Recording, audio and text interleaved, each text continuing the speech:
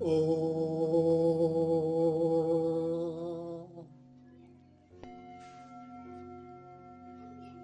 तो दोस्तों,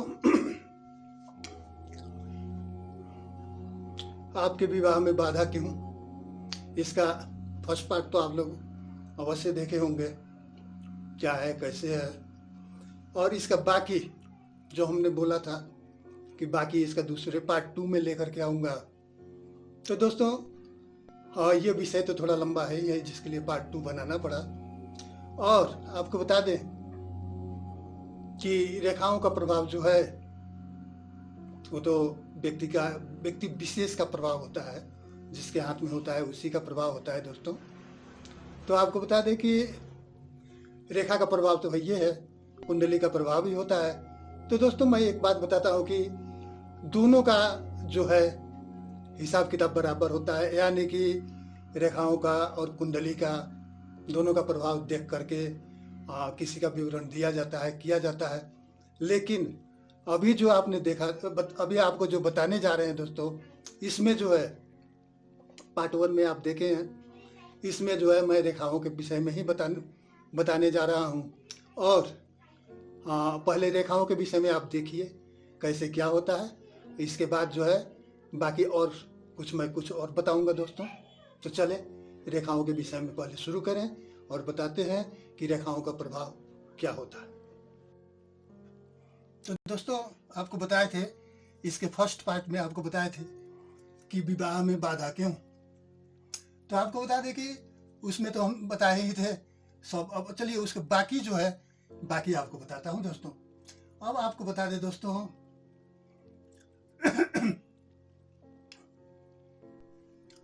विवाह रेखा। अब इसी विवाह रेखा पर आवे, बुध क्षेत्र पर, यहाँ विवाह रेखा ऐसे। अब यही विवाह रेखा आपको बता दें कि अगर ऐसे कटी हो, ऐसे यहाँ से दिखाते हैं, ऐसे विवाह रेखा अगर कटी हो, इस टाइप की हो, तो बता दें कि विवाह रेखा अगर कटी हो या टूटी हुई हो, माने जो कहें इसको, कटी हुई हो या टूटी हुई हो, तो ऐसे व्यक्ति का जो है विवाह नहीं होता दोस्तों।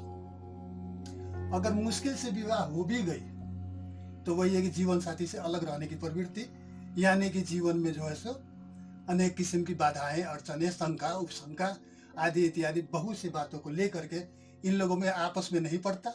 और नहीं पटने की वजह से आपको बता दें दोस्तों कि इन लोगों को जो है सो अलग ही रहना पड़ता है, अलग रहने की प्रवृत्ति बन जाती है। और ऐसे टूटी हुई विवाह रेखा वाले व्यक्ति जो है सो अलग ही रहते हैं, एक साथ नहीं रह पाते दोस्तों। तो ये भी बहुत परेशानी है कि जड़ है। अब बताते हैं इसके आगे दोस्तों कि ये विवाह रेखा है, यहाँ से आपको बता दें कि हृदय रेखा, यहाँ से ऐसे ऐसे हृदय रेखा। अब बता दें कि हृदय रेखा, तो आपको बता दें कि विवाह रेखा जो है, ये विवाह रेखा जो देखें, आपको बता दें कि ये विवाह रेखा, अब पहले वाले में बताए थे कि अब ऐसे विवाह रेखा आकर के इसको झुक जाए या इसको काट के निकल जाए, तो ऐसे काटने पर भी विवाह नहीं होता, आजीवन कुंवारा रहना पड़ता है। और अगर मुश्किल से कहीं हो भी गया तो समझ लीजिए वो परेशानी का जड़ है दोस्तों, जीवन भर ऐसा ही रहता है, पड़ता नहीं है और लास्ट में चल के जो है सो अलग रह जाना पड़ता है। तो अब आपको बता दें कि जीवन रेखा बता दें आपको कि, और दूसरी रेखा में बताते हैं कि ऐसे जीवन रेखा ऐसे सीधे गई और ये खुद न जा करके इससे कोई शाखा रेखा निकल के इधर रुक जाए, देख रहे हैं ना, ये खुद न काटे, इसमें विवाह रेखा अपने खुद आकर के काटी हुई है, और इसमें विवाह रेखा न काट करके उसकी कोई शाखा जैसे ये स्वयं काट दी हुई है तो इसका अर्थ तो आप समझ गए, लेकिन इसकी कोई शाखा रेखा आकर के अगर हृदय रेखा को इसको बता दे कि इसी तरह काट दे, ऐसे काट दे, इसकी शाखा रेखा आकर के अगर हृदय रेखा को काट दे दोस्तों, तो ये भी बड़ी बुरी बात है। ऐसे व्यक्ति का जो है सो, इन लोगों का जो है सो फिर विवाह होना मुश्किल हो जाता है। और आपको बता दें कि परेशानी तो होती ही है, लंबे समय तक ऐसे व्यक्ति को जो है लंबे समय तक कुंवारा रहना पड़ता है। और कहीं हो गया तो बस भाग्य की बात है, लेकिन परेशानी तो होती ही है, चाहे ये खुद आकर के काटे या इसकी शाखा रेखा आकर के काटे तो जो है सो विवाह में परेशानी होती है दोस्तों, इस प्रकार की होती है। अब आपको आगे बता देते हैं कि इसी विवाह रेखा को कोई भी निकृष्ट कहीं से भी रेखा निकल जाती है, जैसे मान ले कि अब यहीं से आ गई, ऐसे आकर के विवाह रेखा को काट दी, विवाह रेखा काट दिया, देख रहे हैं ना दोस्तों। तो ऐसे कोई निकृष्ट रेखा आकर के अगर विवाह रेखा को काट दे तो फिर विवाह में बाधा हो जाता है। तो ये बाधा कैसा होता है बताते दोस्तों, कि इस व्यक्ति के इष्ट मित्र ही उसके विरोधी रहते हैं। कोई भी गया शादी के लिए तो उसके ऐसा वैसा है, बात काट दे, शादी न होने दे। इसके चलते जो है सो इनके शादी में बहुत देरी हो जाती है और बहुत देर से शादी होता है दोस्तों, क्योंकि इनके अपने ही विवाह के विरोधी होते हैं। तो ऐसे कोई रेखा आकर के, निकृष्ट रेखा आकर के अगर काट दे तो समझ लें कि इस व्यक्ति का जो है सो शादी नहीं होता, बहुत देरी लेट से होता है, और उसमें भी है सो बाधा अड़चन, बहुत परेशानी झेलनी पड़ती है दोस्तों, तब जा करके कहीं शादी हो पाता है। कौन सा? तो ये निकृष्ट रेखा आकर के अगर विवाह रेखा को काट दे तो। अब आइए एक बात बताते हैं दोस्तों, आपको बताया ना कि ये हृदय रेखा तो ही गई। अब एक रेखा और बताते हैं आपको कि इसमें क्या होता है कि अगर दूसरी हृदय रेखा हाथ में है, आप समझिएगा गौर से, कि अगर मान लेते हैं ये हृदय रेखा तो चली गई बृहस्पति क्षेत्र तक, और दूसरी हृदय रेखा यहाँ से निकल करके, यहाँ से ऐसे निकल करके ये सूर्य क्षेत्र तक चली गई। देख रहे हैं ना, ये सूर्य क्षेत्र तक जाकर के रुक गई, और विवाह रेखा समझ ले कि यही विवाह रेखा, समझे कि ये दोनों रेखाओं के बीच में है विवाह रेखा। इसको मत समझिएगा, इसको समझे आप कि इस दोनों के बीच में, माने कि दोनों के बीच में यहाँ ये विवाह रेखा है, दोनों रेखाओं के बीच में। तो ऐसे व्यक्ति का क्या होता है दोस्तों, बता दें हम आपको। ऐसे व्यक्ति जो होते हैं ना, जो ये दो हृदय रेखा के बीच का जो ये विवाह रेखा है ना, बीच में जो जाकर के देख रहे हैं रुक गई है, तो ऐसे व्यक्ति का जो होता है, आपको बता दें कि जल्दी विवाह नहीं होता। ऐसे व्यक्ति का जो रेखा आकर के यहाँ रुक गई है दोनों रेखा के बीच में, अब इनके लिए क्या होता है बता दें कि बहुत परेशानी झेलनी पड़ती है, बहुत दौड़ धूप करना पड़ता है। अब अनेक तरह से दौड़ धूप करने के बाद कहीं कोई लड़की मिलती है तो कैसे मिलती है, तो खरीद बिक्री, यानी लड़की खरीद करके ही ऐसे व्यक्ति का शादी होता है। जो ये दो हृदय रेखा के बीच में अगर विवाह रेखा है तो समझ लीजिए कि ऐसे व्यक्ति का विवाह लड़की को खरीद करके, यानी क्रय बिक्री के अनुसार इनकी जो है शादी होती है। उसके लिए पैसा भी खर्च करना पड़ता है, बहुत परिश्रम करना पड़ता है, तब जा करके कहीं ऐसे व्यक्ति का जो है विवाह होता है। लेकिन वही है कि विवाह होने के बाद खास तो नहीं कहें, विशेष करके तो नहीं कहें, लेकिन कुछ परेशानी तो इनके जीवन में रहती ही है। तो ऐसे व्यक्ति का जो है विवाह जो है खरीद बिक्री, यानी पैसे से खरीद करके ही करना पड़ता है दोस्तों। तो ये भी बुरी ही चिन्ह है, ये जो है बहुत बुरी चिन्ह है दोस्तों। अब बता दें आपको कि अब ये आपको बता दें कि हृदय रेखा की बात बता रहे हैं। ये जो हृदय रेखा देख रहे हैं ना, इसके विषय में हम बता रहे हैं आपको कि अगर हृदय रेखा जो ये अगर जरूरत से ज्यादा चौड़ी है, और रेखा क्या होता है कि जितनी पतली है, नुकीली है रेखा है, उतनी ही बढ़िया होती है। या और तलवार के समान हो जाए वो भी ठीक नहीं होता है। जैसे कि यहाँ चौड़ाई हो गया, अब बताते हैं दोस्तों कि रेखा जैसे कि ऐसे हो गई और यहाँ से फिर ऐसे मोटाई लिए हुए ऐसे अगर हो जाए इस टाइप का रेखा, तो इसका भी फल अच्छा नहीं होता है दोस्तों, है ना। तो हम बता रहे हैं कि आपको कि अगर रेखा चौड़ी ज्यादा चौड़ी हो, अब मान लेते यही हृदय रेखा को हम यहाँ से दिखाते हैं दोस्तों, यहाँ से ऐसे हृदय रेखा निकली, यहाँ से निकल करके आपको बता दें कि ऐसे गई हृदय रेखा, गई ना। लेकिन ये रेखा कैसी है, तो बहुत ज्यादा चौड़ी। देखें दोस्तों, देखते रहें ऐसे,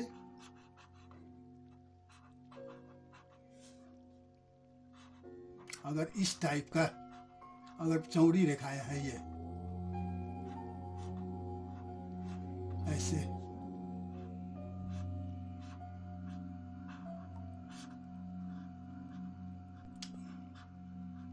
अगर इस टाइप की रेखा हो, ऐसे चौड़ी रेखा हो दोस्तों, तो अब बता दें कि अगर ऐसे हृदय रेखा ऐसी चौड़ी रेखा है ना, तो समझ लीजिए कि इनके प्रेम संबंध या विवाह संबंध में बहुत ज़्यादा कठिनाई होता है।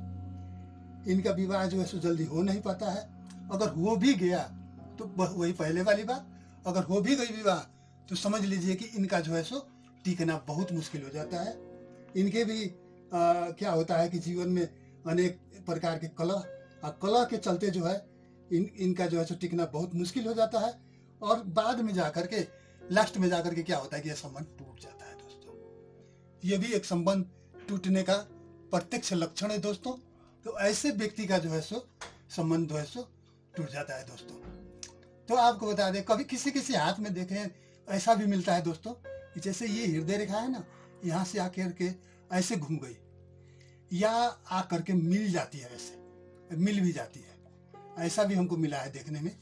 तो इस तरह की अगर रेखा हाथ में हो तो समझ ले दोस्तों कि ऐसे व्यक्ति को आजीवन कुंवारा रहना पड़ता है। ऐसे व्यक्ति का शादी हो ही नहीं सकता है।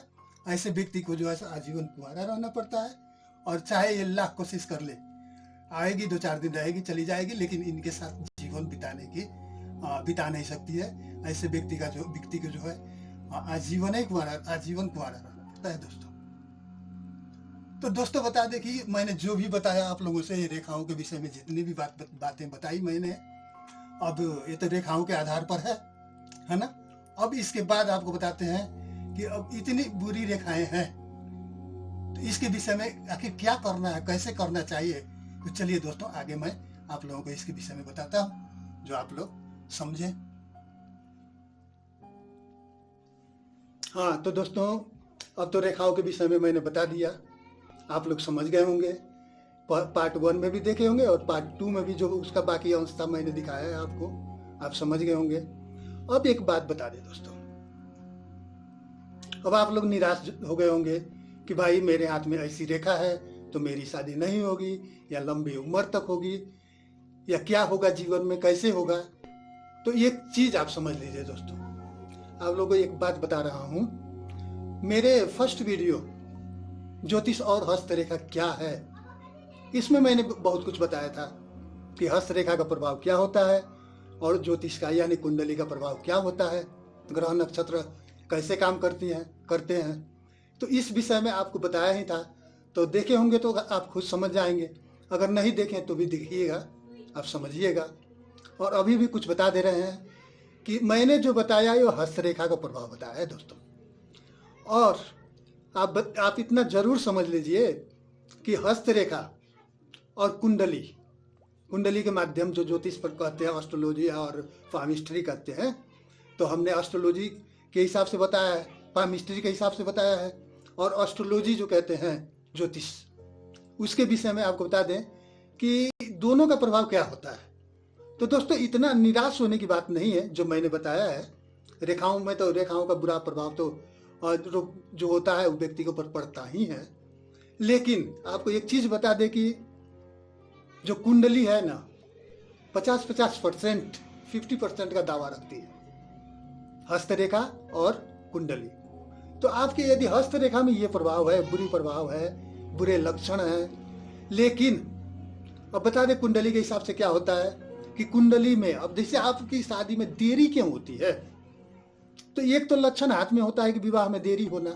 दूसरी बात कि आपकी ग्रह यदि बुध बृहस्पति शुक्र का ग्रह है, चल रहा है आपके ऊपर, तो आप ये समझ लीजिए कि शादी जो अवश्य होना ही है।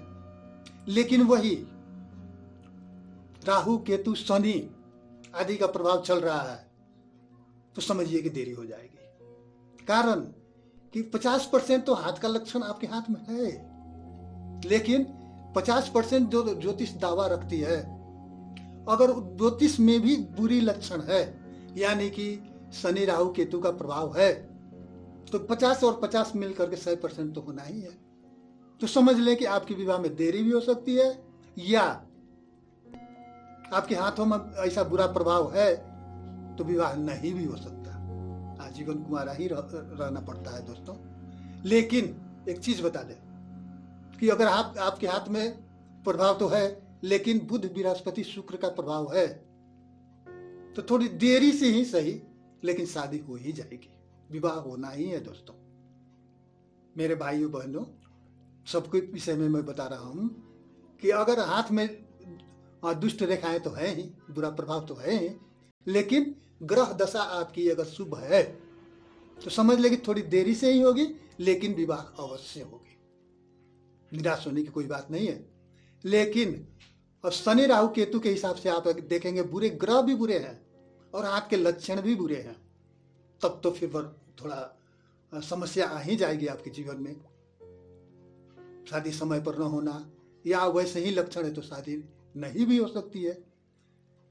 तो इसलिए आपको बता दें कि ज्यादा से ज्यादा परसेंट का आप यही दावा मैं रखता हूं कि विवाह होती है, थोड़ी देरी से होती है, शुभ और अशुभ ग्रहों का प्रभाव होता है जो कुंडली से बताया जाता है। तो अब आपकी कुंडली में क्या है ये तो मैं नहीं जानता, तो कुंडली के विषय में तो आप खुद समझना पड़ेगा आपको, या किसी ज्योतिष से दिखा लेंगे तो वो भी बता देगा कि भाई कौन सी कुंडली में कौन सी ग्रह चल रही है, उसका प्रभाव क्या है। तो इससे आप समझ जाएंगे कि हाँ हाथ में बुरे लक्षण है तो थोड़ी देरी से होगी लेकिन अवश्य होगी विवाह।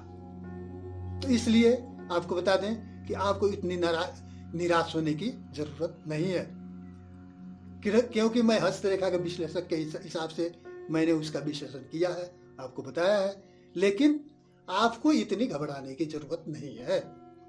समझ गए होंगे अब तो इसलिए ज्योतिष और हस्तरेखा दोनों का प्रभाव, और दोनों का प्रभाव अगर शुभ होता है ना दोस्तों, तो समय से पहले शादी हो जाती है। जैसे 22-24 वर्ष में लोग शादी करते हैं, 18-20 वर्ष के अंदर ही शादी हो जाती है दोस्तों। अगर हाथ में भी वैसा लक्षण है और ग्रह भी शुभ ग्रह है, ज्यादा करके बुध कहें, बुध ग्रह का प्रभाव, इसके साथ साथ शुक्र भी वैसा ही ग्रह है, शुक्र के प्रभाव में भी ऐसा होता है। बृहस्पति तो खैर कुछ पूछना ही नहीं है, बृहस्पति तो गुरु ही है। तो इसलिए अगर दोनों में अगर शुभ लक्षण है तो समय से पहले ही शादी हो जाती है दोस्तों। तो खैर ये तो है, ये है। अब आपको बता दें कि हस्तरेखा के हिसाब से आप समझ गए होंगे, और कुंडली के विषय में भी मैंने बता ही दिया कुछ। अब आप निराश तो जरूर नहीं होंगे, इतना मैं समझ रहा हूं। तो इसलिए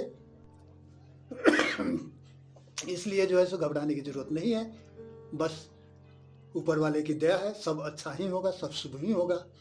तो चलिए अब एक दोहा सुना दे आपको, कोई भी शीर्षक के अंत में मैं दोहा सुनाता हूं, इसलिए आपको सुना दे कि जल में बसे कमोदनी, जल में बसे कामोदनी, चंदा बसे आकाश, चंदा बसे आकाश, जो है जाको भावना सो ताही के पास, जो है जाको भावना सो ताही के पास। तो समझे ना, इस दुआ का अर्थ समझ गए होंगे। दिल में भावना जो है बुरी नहीं होनी चाहिए, बुरा सोच नहीं होना चाहिए, बुरा मानसिकता नहीं होना चाहिए। आप अच्छे विचार रखें, अच्छा सोच रखें और अच्छे कर्म करें, अवश्य ही अच्छा होगा दोस्तों। समझे? तो इसलिए घबराने की बात नहीं है।